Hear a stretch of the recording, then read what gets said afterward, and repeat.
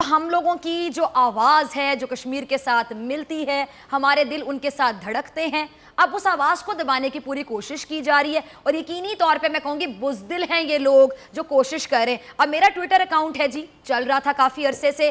कल मैंने कश्मीर के हवाले से बहुत खुल के बात की, मोदी को मैंने बहुत ज़्यादा बैश किया खुल के, और मैंने कहा ये जालिम है, इसको रीट्वीट किया जाए। सुबह उठ के मैंने देखा तो मेरा ट्विटर अकाउंट ही सस्पेंड हो चुका था। अब इससे ये लोग क्या साबित करना चाहते हैं? जो भारतीय बार बार कहते हैं अरे हम इसको रिपोर्ट करेंगे, हम रिपोर्ट करेंगे, रिपोर्ट कर करके किसी के अकाउंट्स खत्म करवा करवा के ये क्या कर लेंगे? हमारी आवाज बंद कर देंगे?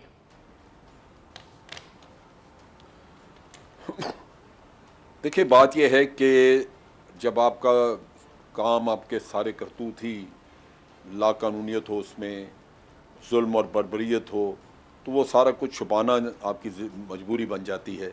लिहाजा आपने देखा कि किस तरह कश्मीर में क्लैंप डाउन किया।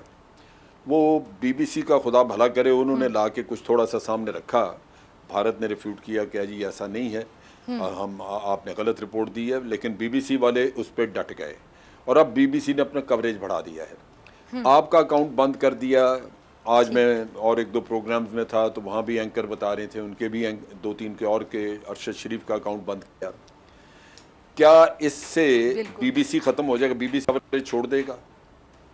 क्या बाकी दुनिया के अदारे जिन्होंने पेनिट्रेशन की हुई है वहाँ पे, वो क्या खबरें लानी छोड़ देंगे?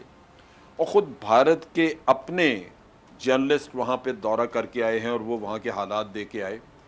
उनको प्रेस क्लब में उनकी वीडियोस नहीं चलाने दी, लेकिन उन्होंने इंटरनेट पे डाल दी। इसी तरह उन्होंने मुख्तलिफ जगहों पे एड्रेस किया और उन्होंने जो ऑब्ज़र्व किया, जो कुछ देख के आए वहाँ से, वो पब्लिक के सामने रखा। बात यह है कि हक़ाइक़ जितना जी चाहे आप छुपाने की कोशिश करें, आजकल मीडिया का दौर और मीडिया के वसाइल इतने ज़्यादा हैं और आवाम में अवेयरनेस है कि आप उसको 100% छुपा नहीं सकते, वो निकल आएगी चीज़ बाहर। सब्सक्राइब करें और बेल दबाएं ताकि कोई खबर रह न जाए।